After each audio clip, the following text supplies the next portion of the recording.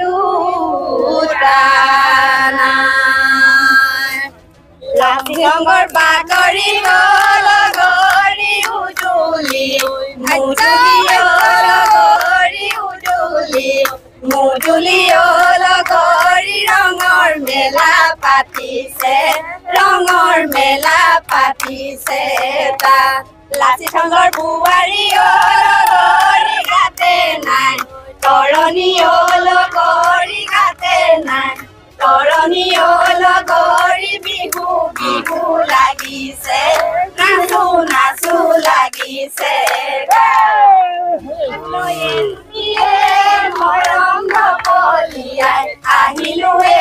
মৰম ঢপলিয়াই আহিলোৱে মৰম এৰিলো গৈ তাতৰে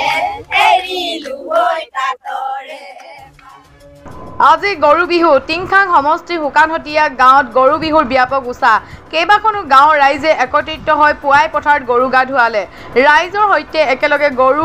গা ধুৱাই গীত জুৰিলে জনপ্ৰিয় কণ্ঠশিল্পী মিৰদীপ আৰু ডিজু বৰুৱাই দীঘলতি পাত মাখিয়তী পাতেৰে গৰু গাত কোবাই লাও বেঙেনা খুৱাই ঘৰৰ গুধনৰ শ্ৰীবৃদ্ধি কামনা কৰিছে খেতিয়কসকলে আমি লেঙি আঞ্চলিক মুকলি বিহু সমিতিৰ উদ্যোগত আমি বিগত বৰ্ষৰ দৰে এইবছৰ আমি শুকানহতীয়া গাঁৱত আমি ৰঙালী বিহু উদযাপন কৰিবৰ কাৰণে আগবাঢ়িছোঁ আজি তাৰে পাকখনৰ গৰু বিহুৰ দিনাই আমি পুৱাই প্ৰায় 10খন গাঁৱৰ ৰাইজৰ একত্ৰিত হৈ গৰু গা ধুৱালোঁ আৰু অহা কাইলৈ আমাৰ যি মূল অনুষ্ঠান আছে যি আমাৰ মুকলি বিহু আছে সেই মুকলি বিহু অনুষ্ঠিত হ'ব এই অনুষ্ঠানত আমি বিভিন্ন ধৰণৰ কাৰ্যসূচী ৰাখিছোঁ হুঁচৰি জেং বিহু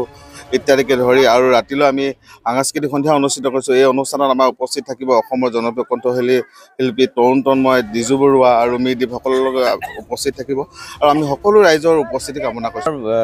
লেঙেৰী শুকানহতীয়া গাঁৱত লাচিত সংঘত এইবাৰ ৰঙালী বিহু খুব উলহ মালহেৰে আমি আয়োজন কৰিছোঁ আৰু আপোনালোকে দেখিছে মোৰ পিছফালে আমাৰ পৰম্পৰা এইটো অতীজৰ পৰা চলি আহিছে আমাৰ গৰু বিহুটো উদযাপন এনেকৈয়ে হয় আৰু আমাৰ ফালৰ পৰা সমূহ অসমবাসী ৰাইজলৈ আমি আজি গৰু বিহুৰ তথা ৰঙালী বিহুৰ শুভেচ্ছা জ্ঞাপন কৰিছোঁ মিৰদীপ বুলি ক'লে এটা গীত শুনিলে বেয়া হ'ব এটা কলি হয় নিশ্চয় বৰষা পথাৰতো বনিতি ৰহে দৈ খালে পাই থাকিলে খালি দমৰালৈ ঐ চাহ দিব যাবানে অ ভনিতি ৰহে দৈ লাৱনি উঠতে মি চিকি আহিলৈ তোমাৰে ঐ কাৰণে মৰমনো আছুতীয়া অ সঁচাকৈ সুধিছো অ ভনিতি ৰহে দৈ যাবানে নোযোৱা জীৱন সংগী হ'বলৈ